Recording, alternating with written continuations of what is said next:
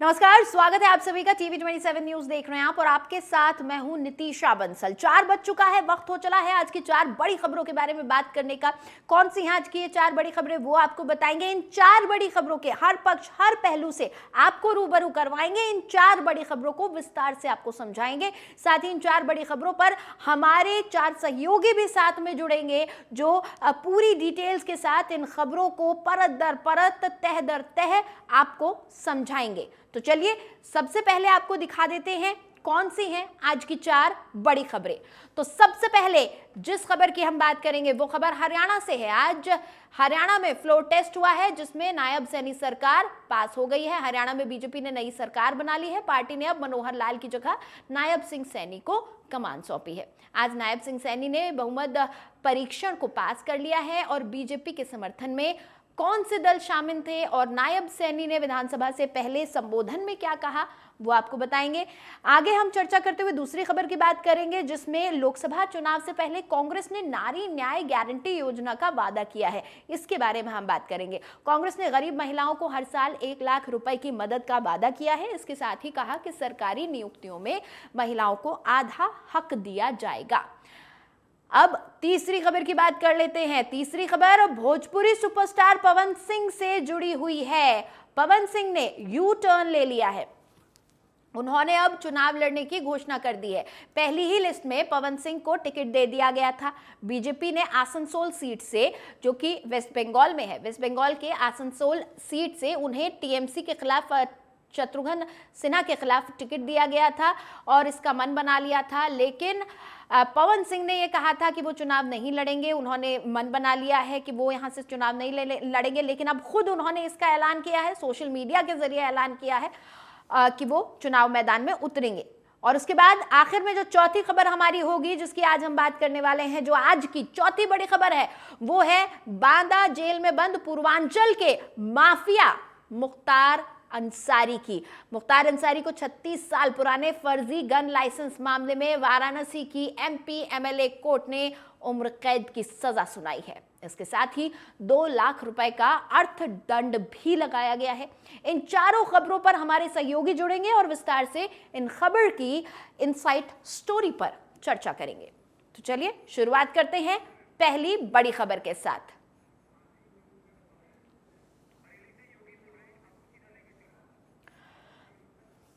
और पहली खबर के साथ आगे बढ़े उससे पहले आपको उत्तर प्रदेश के बरेली लिए चलते हैं, जहां पर सीएम योगी आदित्यनाथ संबोधित कर रहे हैं।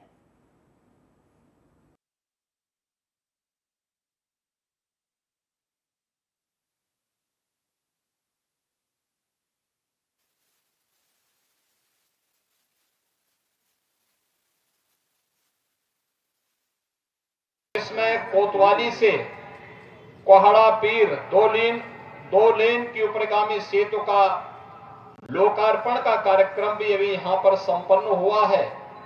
इसके लिए बरेली जनपद के आप सभी बंधुओं को मैं हृदय से बधाई देता हूं।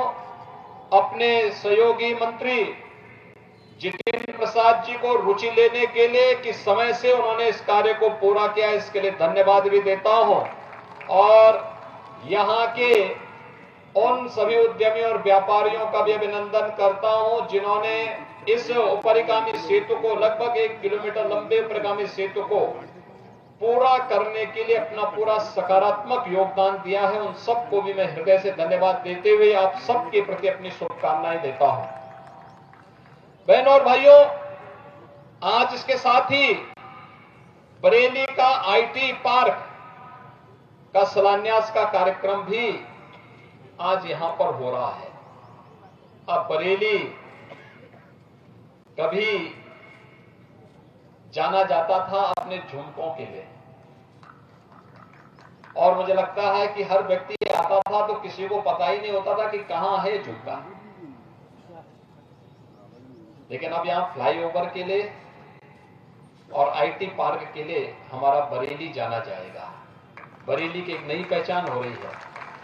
और मैं तो कभी कभी देख के ताजुब करता हूं, हमारे जितने विधायक हैं, सांसद हैं, वह किसी न किसी विधा के विशेषज्ञ हैं। कोई डॉक्टर है, कोई पशु डॉक्टर है, कोई प्रोफेसर है, कोई बैंकर्स है, कोई किसी न किसी फील्ड का विशेषज्ञ है और विशेषज्ञ होने के साथ ही अपनी इस विशेषज्ञता का लाभ पूरे प्रदेश को दे रहा है।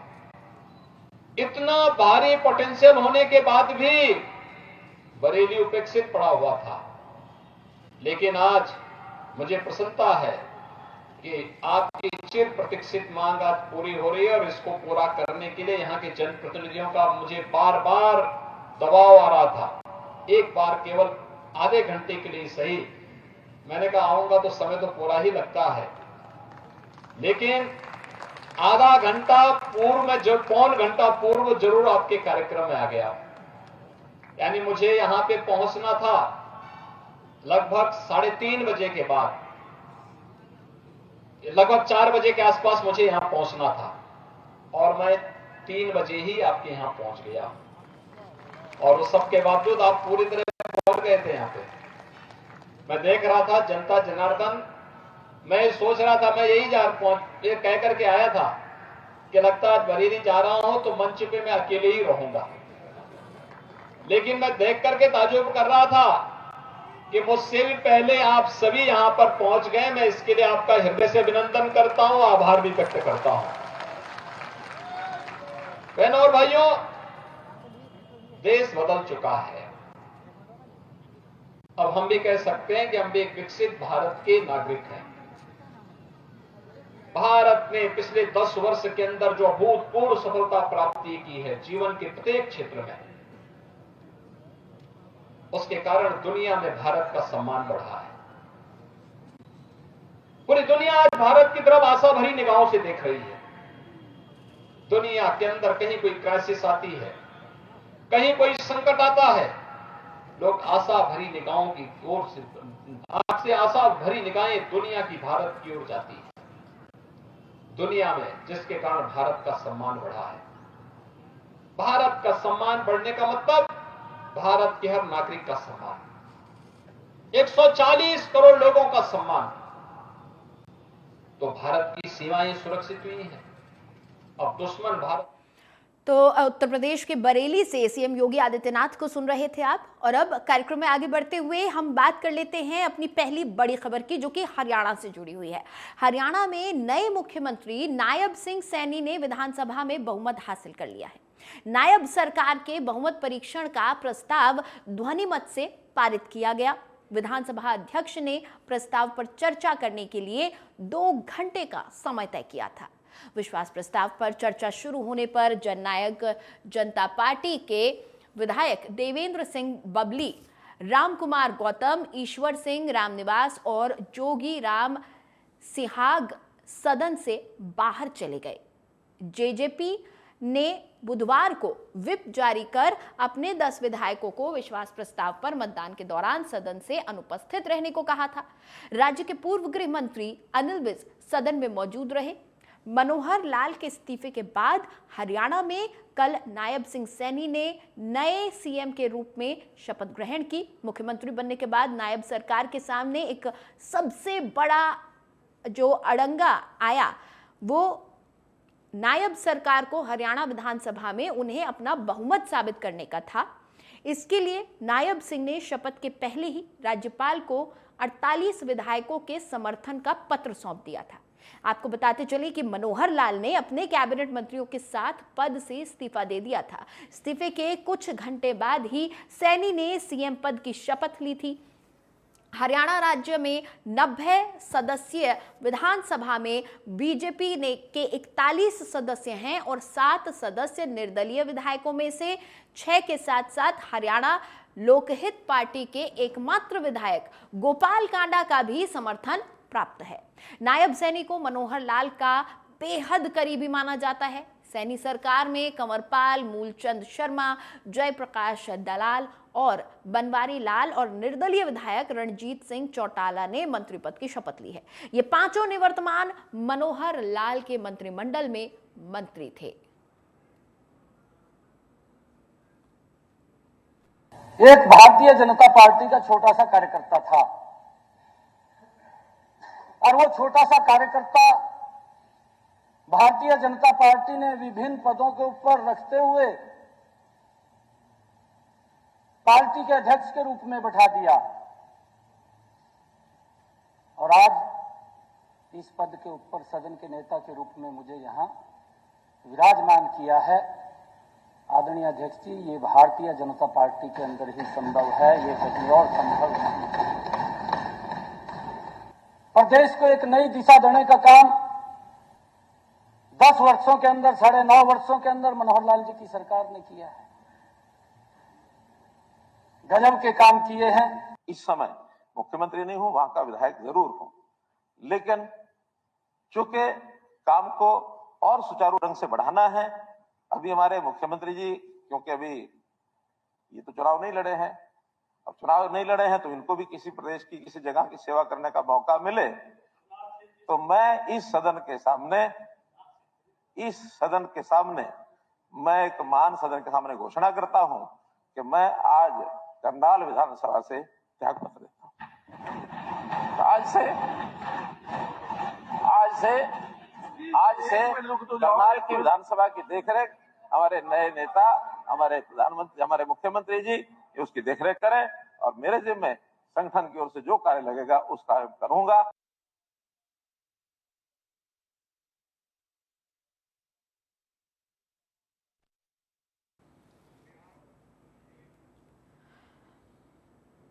तो नायब सैनी साहब को आपने सुना, जो कि हरियाणा के नए मुख्यमंत्री हैं। शपथ ग्रहण उन्होंने कल कर ली थी, आज फ्लोर टेस्ट की अड़चन भी पार कर ली है। अब हमारे साथ मेरे सहयोगी पंकज वानखेड़े जुड़े हुए हैं, उनसे बातचीत करते हैं। पंकज, आपने बीजेपी की कार्यशैली को बहुत करीब से ऑब्जर्व किया है। आज ये जो फेरबदल हुआ है, फ्लोर टेस्ट भी पास कर लिया, नए मुख्यमंत्री ने शपथ ग्रहण भी कर ली, लेकिन वही पार्टी आज भी सत्ता में है जिन्होंने मुख्यमंत्री के रूप में शपथ ग्रहण की है, वो पूर्व मुख्यमंत्री के बेहद करीबी में माने जाते हैं। इस बदलाव की जरूरत, इस बदलाव से पड़ने वाला फर्क कहां नजर आएगा? जो अभी मुहाने पर जिस लोकसभा चुनाव के हम खड़े हैं उसमें, या फिर आने वाले विधानसभा चुनावों में जो हरियाणा में होने वाले हैं इसके बाद? देखिए नितिशा, दोनों जगहों पे फर्क पड़ेगा, क्योंकि भारतीय जनता पार्टी लगातार प्रयास कर रही है कि जिस तरह से जो 10 सीटें लोकसभा की हैं उसमें पूरी तरह से जीत हो, और जो विधानसभा है सीटें हैं उसमें 90 में 70 के आसपास जो सीटें हैं वो भारतीय जनता पार्टी जीत के लाए। इसके लगातार प्रयास किया जा रहा है, तमाम समीकरण बनाए जा रहे हैं। कई जगह एंटी कमसी की जो खबरें निकल कर आ रही थी उसको धूमिल करने के लिए, उसको खत्म करने के लिए नए मंत्रिमंडल और नए मुख्यमंत्री के तौर पर नायब सिंह सैनी को शपथ दिलाई गई। आज मनोहर लाल जी ने इस्तीफा दे दिया। उन्होंने कहा है कि विधायक के तौर पर इस्तीफा दे रहा हूं, क्योंकि कारण दोनों अगर देखा जाए महत्वपूर्ण है, क्योंकि 90 विधानसभा होते हैं, वैसे में अगर कैलकुलेट किया जाए 91 होंगे, तो ऐसे में उनको इस्तीफा देना, तो उन्होंने इस्तीफा दे दिया है। अब नई सरकार के तौर पर नायब सिंह जो है सैनी वो मुख्यमंत्री तौर पर सरकार चलाएंगे। दूसरा सबसे महत्वपूर्ण इसमें यह है कि आने वाले 6 महीने में इलेक्शन होंगे विधानसभा के भी, तो ऐसे में भारतीय जनता पार्टी चाहती कि नए चेहरे के साथ, नए क्लेवर के साथ लोगों के बीच में जाएं और जो एंटी कमेंसी की बात निकल कर आ रही है उस खबरों को धूमिल किया जाए और बेहतर नतीजों के साथ काम किया जाए।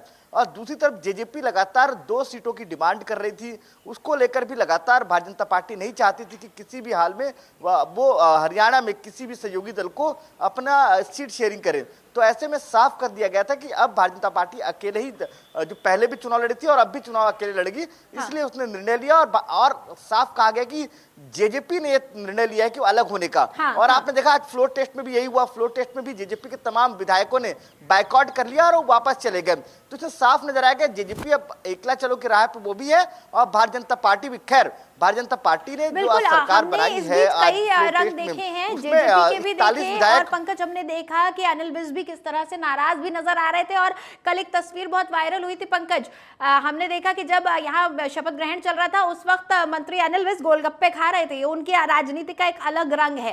पंकज, आपके पास लौटूंगी, दूसरी खबर की तरफ हम आगे बढ़ जाते हैं। दूसरी खबर के बारे में हम पहले बात कर लेते हैं, आप हमारे साथ बने रहिएगा।